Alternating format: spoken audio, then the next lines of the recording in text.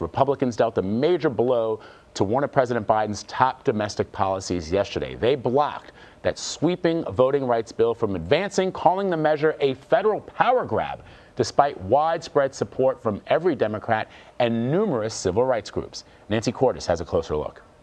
The fight is not over. Vice President Kamala Harris presided over the Senate during her party's failed attempt to advance a voting rights bill. The motion is not agreed to. Every Democrat voted yes, but it was not enough to overcome a Republican filibuster.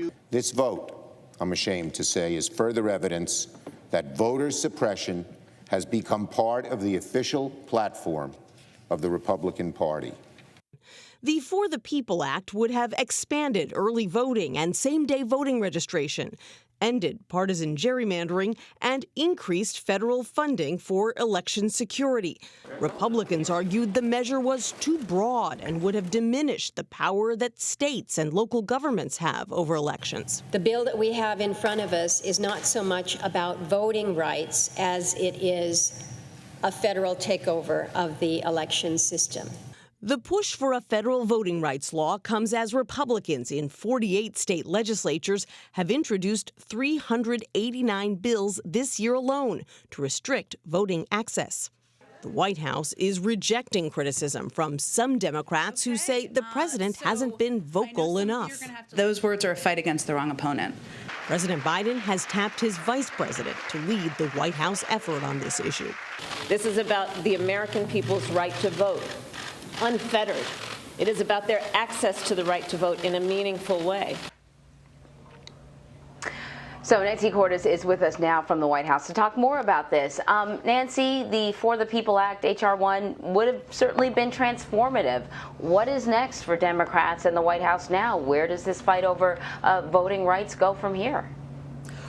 Well, they are regrouping, Anne-Marie, and they are probably going to have to redouble their efforts at the state level. All of these state legislatures that are working to pass bills to restrict voting access because Democrats acknowledge they may have a better shot there than they do at the national level. The math just is what it is in the Senate. Democrats control the Senate, but they've only got 50 votes, and unless they do away with the filibuster, they need 60 to move this legislation forward. And so, the president has said he's going to speak out about this more next week. But beyond that, we don't see much of a plan for attacking this coming from the White House, simply because there really aren't very many options at the Democrats' disposal right now.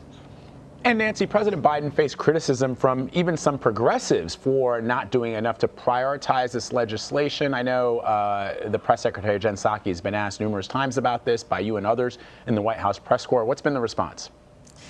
The response is you're all barking up the wrong tree, that the president is a longtime advocate for voting rights legislation, that he was passionate about it when he was in the Senate, when he was vice president, and that he is doing everything he can unilaterally to improve voting access, executive orders and the like. But the reality is that he is not doing as much as some advocates would like him to do. Most notably, they would like him to use his bully pulpit to continue to shame Republicans on this issue. They'd like him to go around the country talking about this. Jen Psaki noted yesterday that he had just delivered a speech about this, at least partially about this, in Tulsa, Oklahoma. But, Democrats, at least progressives, think he should be doing more. The problem is, he can expend that time, he can expend that political capital, but the political reality in the Senate doesn't appear to be changing. And so this White House is making a calculation about the fact that they've got a lot of priorities, and they don't want him to be spending too much time focusing on an issue that is so intractable. They think he's got better opportunities to actually get things across the finish line on other issues like infrastructure. So in the meantime, Nancy, looks like the president is switching gears a little onto a topic that he may be able to enjoy more bipartisan support, at least from voters.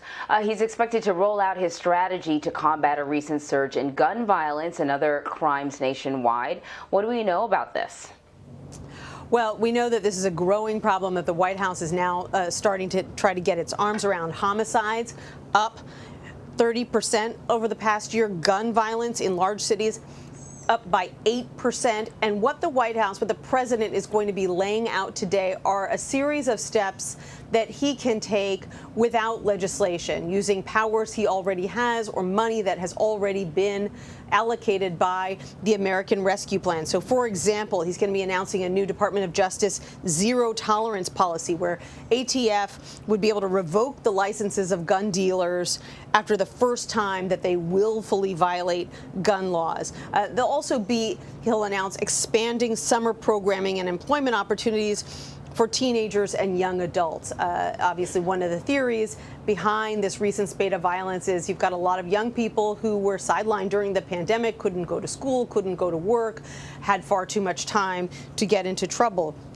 And then he'll also announce that the federal government is going to be reviewing policies on hiring formerly incarcerated people, again, to make sure that more of those individuals are able to be gainfully employed. So these are the kinds of things that he can do without trying to push measures through Congress, because alongside voting rights legislation, gun control legislation runs into the very same problems when it comes to congressional gridlock. So this is the administration trying to figure out what it can do around the margins without new legislation. So, Nancy, how then is the administration balancing this plan with the Democratic Party's agenda over policing and criminal justice reform? Well, those negotiations continue. They've been dragging out for some time. The two sides still say that they're making progress, though we haven't seen a final breakthrough yet, and the White House continues to support those efforts. But, that is moving along on its own timeline. Meanwhile, the White House is very concerned about this rise in urban violence and realizes that it needs to do something now to try to get its arms around the problem. Meanwhile, Nancy, White House officials are set to meet with Majority Leader Chuck Schumer and House Speaker Nancy Pelosi later on today. Topic of conversation is infrastructure. We know that people from the White House also met yesterday. They were headed down to Capitol Hill. Do we know where negotiations stand now? Well, those negotiations between the White House and this bipartisan group of senators who came up with their own plan, those are only just beginning. And so we saw the first discussions in person yesterday. Those will continue for quite some time, even as some Democrats start to get a little bit restless because they say, the White House really wants to cut a bipartisan deal here. And yet at the same time, it's keeping the door open to a reconciliation package, a package that would enable Democrats to go it alone. And they'd just like to see a decision made at some point about which route the White House wants to take. They understand why the president values bipartisanship here. They understand why he would want to seek a bipartisan deal, but they'd like some assurances that if he does strike that bipartisan deal on a package that's much smaller than the one that he was initially proposing, probably at least half as small as his initial proposal, they'd like some assurances that he is going to push for a separate package that would move through reconciliation, this process by which Democrats could act on their own so that they can pass a number of priorities that won't make it in to the bipartisan deal. And they haven't gotten those assurances yet. And that is causing a bit of frustration among progressive Democrats, and it is likely to come up in the meetings with the Democratic leaders today. All right, Nancy Cordes, thank you very much. You're welcome.